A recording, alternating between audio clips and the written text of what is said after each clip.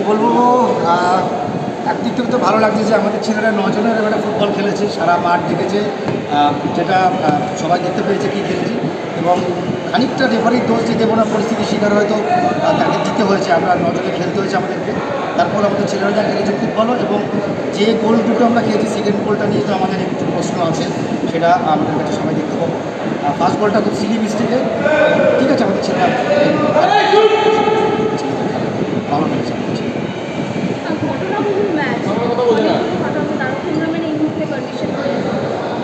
Tarak MM এখন হাসপাতালে নিয়ে যাওয়া হয়েছে। ডাক্তার বলেছে তার এসিএল ইনজুরি হয়েছে এবং সেটা ডাক্তার না দেখলে করা যাবে না। তো পরপর অনেকগুলো ইনসিডেন্ট আমাদের সাথে খুব খারাপ গেছে, যেগুলো হওয়ার পর আমাদের টিমটা অনেক বেশি খারাপ করতে পারতো। সেখান থেকে বি পজিটিভ যে সেই টিমটা সেখান থেকে অনেকটা পরপর ঘুরে দাঁড়িয়েছে প্রত্যেকটা সিচুয়েশনের পরে।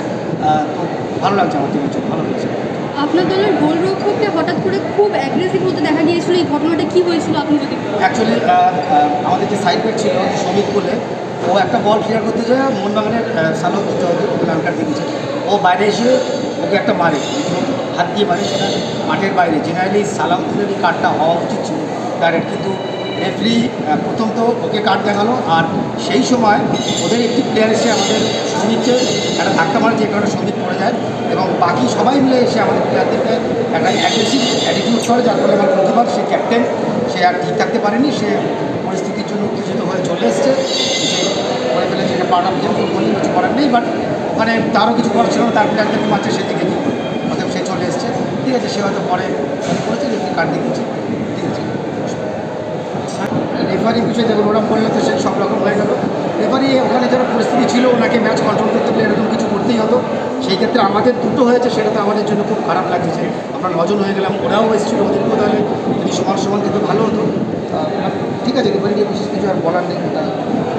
স্যার, তারকের ইঞ্জুরি হয়েছিল প্রথমার্ধের 35 মিনিটের কাছে, কিন্তু তারককে প্রথমে একটা অ্যাম্বুলেন্সে চালানো হলো, সেই অ্যাম্বুলেন্সের ড্রাইভার বললো যে সে নিয়ে যাবে না, তারপরে আবার আরেকটা অ্যাম্বুলেন্স আনা হলো। তো সে এই অবস্থা নিয়ে কী বলবো? এই নিয়ে বলবো যে ওই সময় যে ইনসিডেন্টটা হয়েছিল, মেবি মিসকমিউনিকেশন। অ্যাম্বুলেন্সের যে চালক উনি বলছেন যে এই অ্যাম্বুলেন্সে যাবে না, তাহলে অ্যাম্বুলেন্স রাখার অর্থটা কী?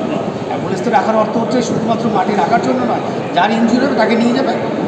আমাদের যে ম্যাচ কমিশনার ছিলেন তিনি বললেন যে নেক্সট অ্যাম্বুলেন্স আসবে, কিন্তু ফার্স্ট তো হচ্ছে যার ইনজুরি হয়েছে এবং মেজর ইনজুরি, তাকে তো আমাকে নিয়ে যেতে হবে, সেটা তো ফার্স্ট।